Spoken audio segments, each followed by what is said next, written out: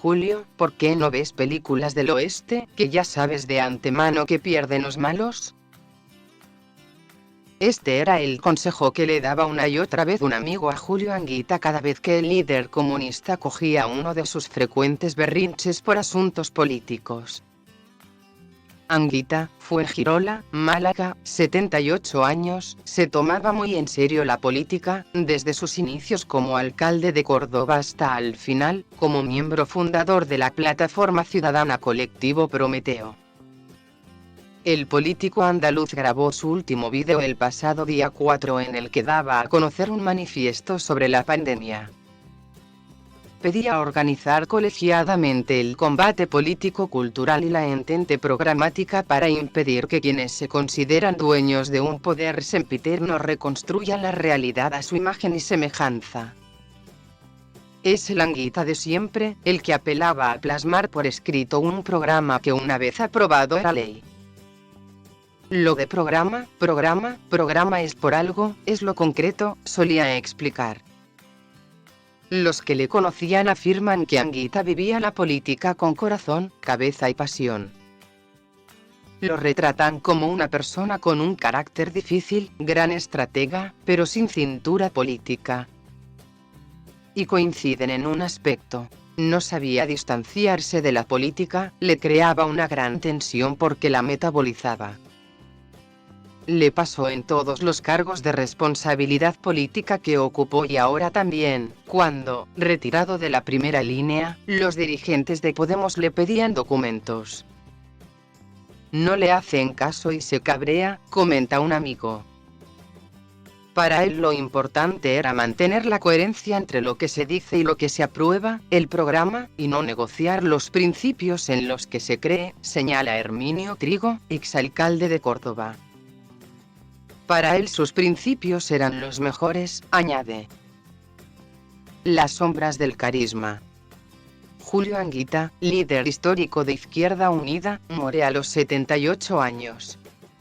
Licenciado en Historia y maestro, encabezó la candidatura del PCE en las primeras elecciones municipales de 1979 en Córdoba. Logró 8 de los 27 concejales entonces en juego, y formó una coalición con PSOE, UCTISA, que lo situó como primer y único alcalde comunista de una capital de España. 4 años más tarde, Anguita arrasó y alcanzó la mayoría absoluta. Cuentan los que trabajaron con él que como gestor dejaba mucho que desear, pero sí supo rodearse de un buen equipo. No puede decirse que en su mandato hubiera avances significativos para la ciudad desde un punto de vista urbanístico o de desarrollo, pero propició unos aires políticos completamente novedosos, muy participativos. Córdoba fue pionera en el impulso del movimiento ciudadano o en el concepto de servicio público, afirma el periodista cordobés José Luis Rodríguez Aparicio. El Califa Rojo cambió los nombres del callejero franquista, municipalizó el servicio de la empresa Autobuses Urbanos y expropió el Gran Teatro. También puso mucho empeño en dignificar el papel del ayuntamiento y su independencia. Como alcalde protagonizó varios pulsos con la Iglesia y con la Casa Real que le granjearon el calificativo del Califa Rojo. El obispo cordobés de entonces, José Antonio Infantes Florido, se opuso y calificó de error histórico la decisión municipal de ceder a una comunidad islámica el antiguo convento de Santa Clara. En las crónicas de la época queda recogido que Anguita le contestó: «Usted no es mi obispo, pero yo sí soy su alcalde». En una entrevista en el diario Cordópolis, en 2012, Anguita dice que sus palabras textuales fueron: «Tómelo como una corrección de quien siendo su alcalde no está bajo la autoridad de su ilustrísima». Corría entonces el año 1981, fecha en la que se produjo la intentona golpista del 23F.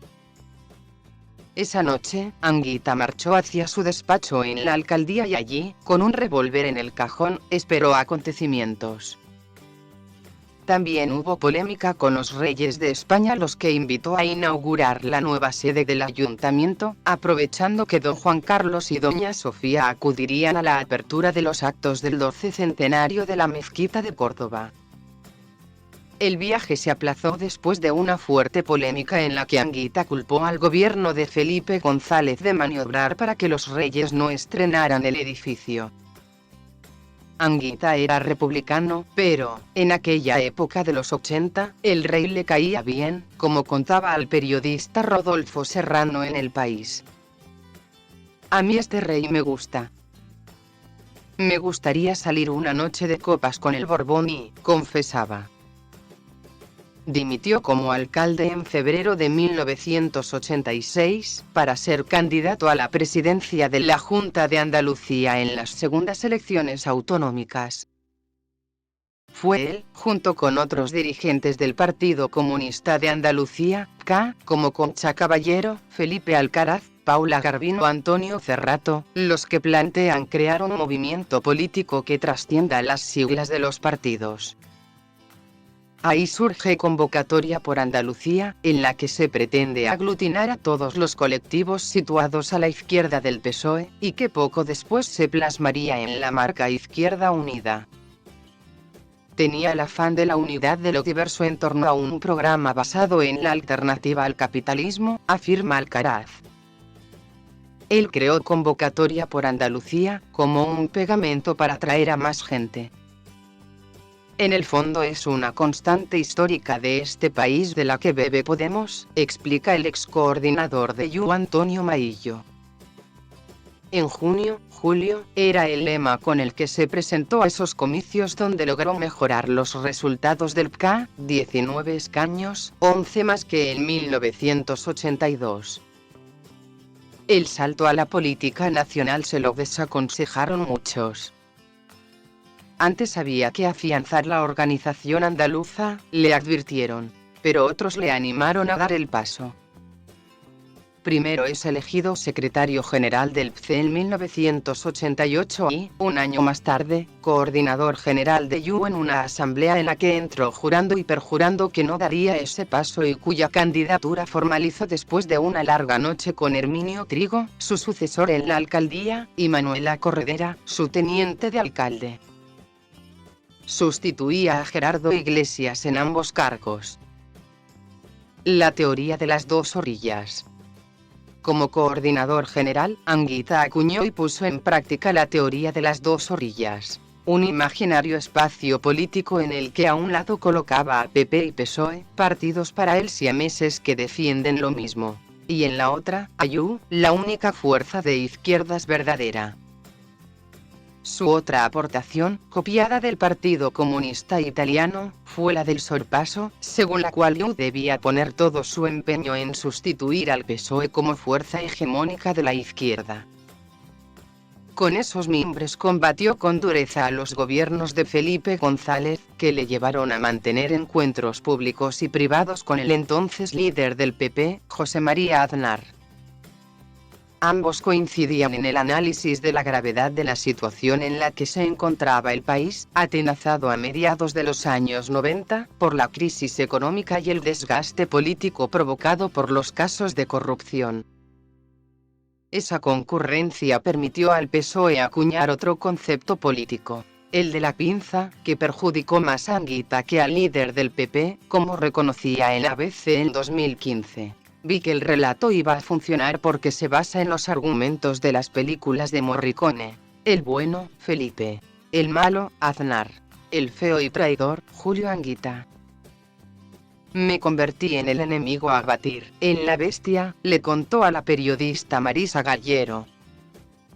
Con Anguita como candidato, YU consiguió sus mejores resultados electorales. 17 escaños en 1989. 18 en 1993 y 21 en 1996. Como todos los coordinadores de Izquierda Unida, Anguita también vivió graves crisis internas. La mayor fue la expulsión de la corriente Nueva Izquierda de Nicolás Sartorius, Cristina Almeida o Diego López Garrido por la negativa de Yu a suscribir el Tratado de Maastricht, que preveía la unión monetaria de la Unión Europea. Para Anguita, el Tratado de la Unión Europea vulneraba la Constitución española y no servía para construir Europa, sino para destruirla, porque no se hace solo con mercado y moneda única, sino con una fiscalidad común, con un presupuesto común, con una política exterior y de defensa común. Aunque fue diputado en el Congreso desde noviembre de 1989 hasta el 5 de abril de 2000, renunció a cobrar la pensión que le correspondía como parlamentario y optó por la de docente, mucho menor. Dejó la Secretaría General del PCE en 1998 y 2 años después la coordinación del IU. Anguita sufrió su primer infarto en 1993 y fue operado en 2 ocasiones por problemas cardíacos, cuya experiencia relató en el libro Corazón Rojo. La vida después de un infarto. Su mayor golpe lo sufrió con la pérdida de su hijo, el periodista Julio Anguita Parrado, alcanzado por un misil en 2003 durante su cobertura para el diario El Mundo de la guerra de Irak. El político cordobés recibió la noticia cuando iba a intervenir en un acto en Getafe. «Malditas sean las guerras y los canallas que las hacen», dijo desde la tribuna.